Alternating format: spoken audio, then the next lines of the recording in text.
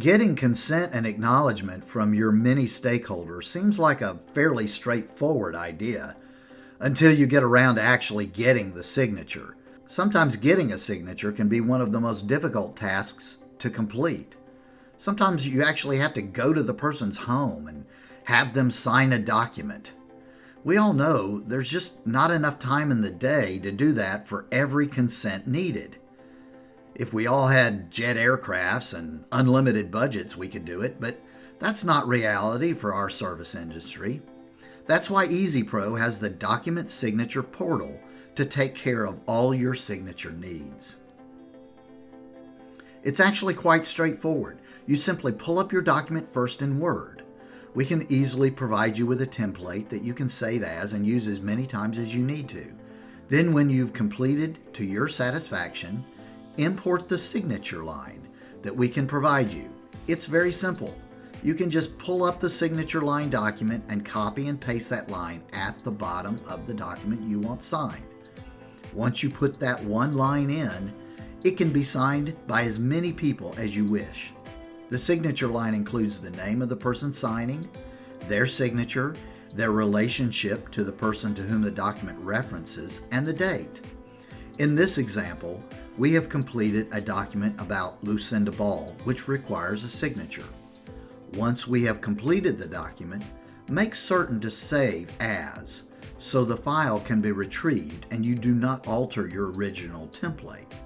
So in this example, we save as the file as Lucinda Ball Implementation.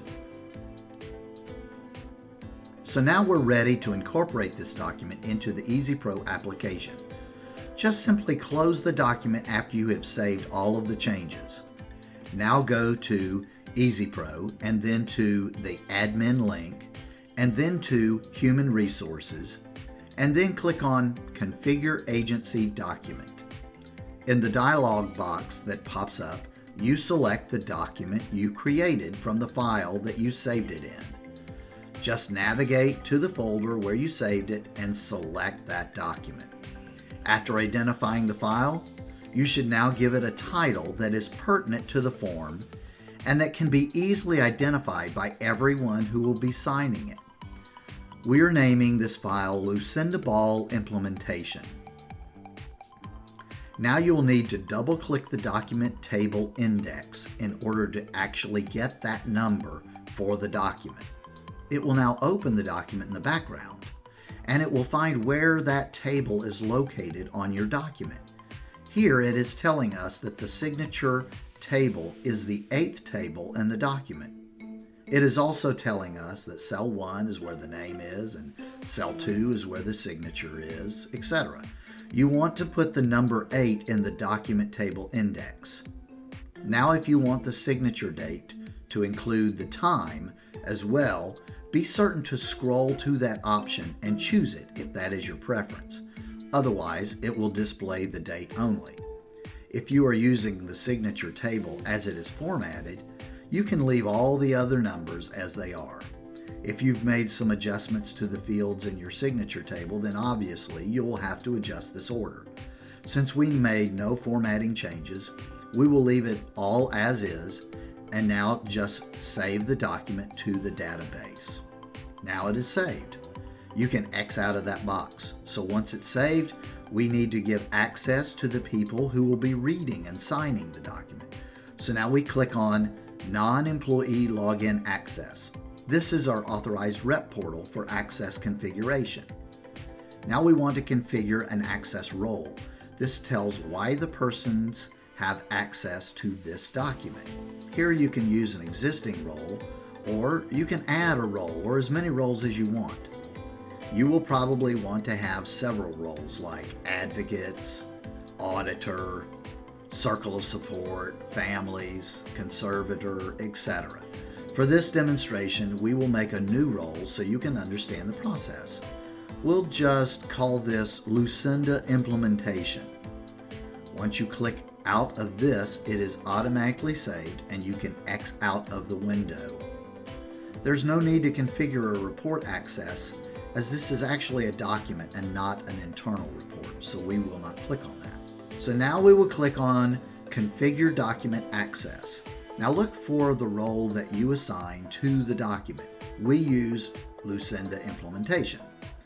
So we check on that, and then the document type we want to connect with that role, which is the document we called Lucenda Ball Implementation.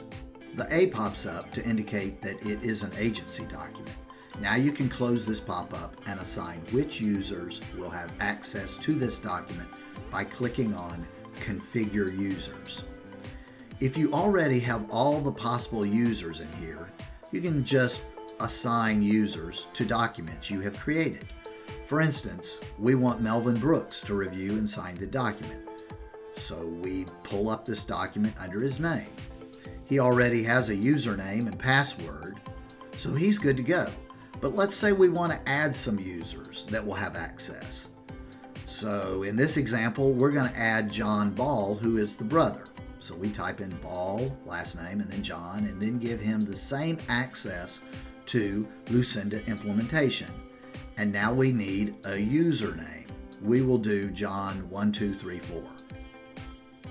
Then we can set a date for when the password expires and his email address, as well as his cell number and the cell phone carrier.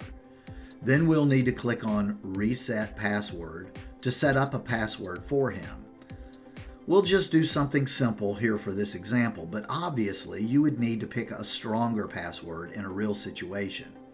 So after doing this, you would just need to contact the people you have set up for the document system and tell them how to log in using the Authorized Rep portal, not the employee login, but the Authorized Rep portal, which I'm going to show you in a few minutes. And then tell them their username and password so they can get into the system. Now you can close out of this box. The last thing to do is assign people served to users. This makes it clear that the people accessing the forms are doing it specifically for the benefit of a person served. It is possible to assign people to do a more generic responsibility, which may include a number of individuals. For instance, Mel will be reviewing and signing several forms for numerous people, so we will choose a broader group.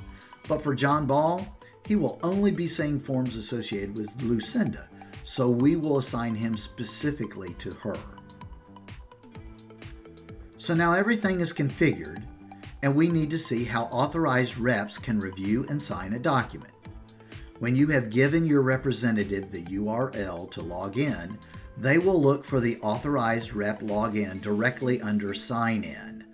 They will then put in their username and password and click on Sign In. Now, here is where they will click on the responsibility they have, like the person's name that they represent.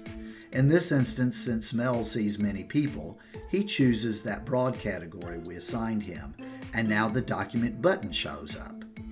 When you click on this, it will open the form that was assigned on him. They click on the file and then the eyeball icon to view it. Tell them to look at their minimized section at the bottom of the screen. After clicking on it, it pops up where you can easily review the document in detail. They will see the entire document, including the signature line. Now, this is not where they'll sign it, but they can view it again after it's been signed. After they review the document, read everything, they can close it now, and they'll look for the little signature icon to the right of where the modified date and time is. So they just simply click on that icon to sign the document.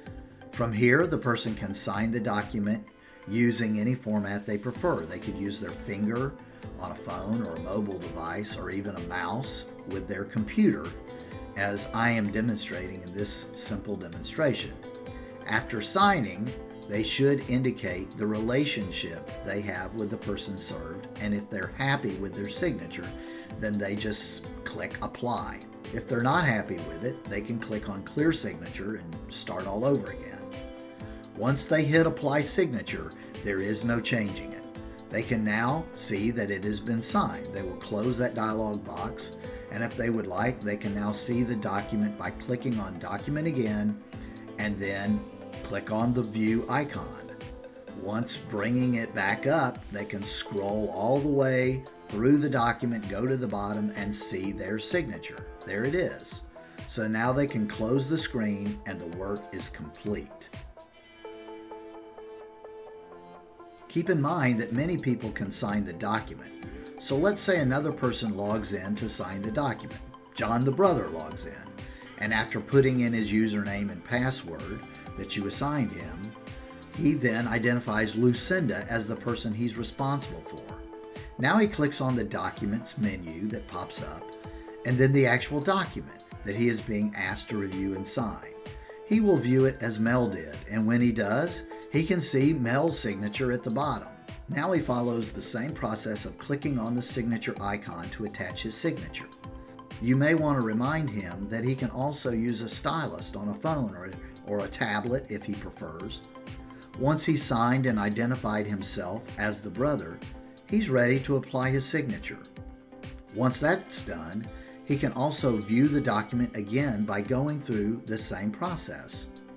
Once he brings up the document again, he will now see his signature is included on the document. Keep in mind that you can have as many people as you would like added on this signature line. So what are you waiting for? Create your document, have them log in, sign it in a flash. You're done. Now you can spend your time doing more important tasks. So use EasyPro to its maximum capacity. Just watch how efficient you and your team can be.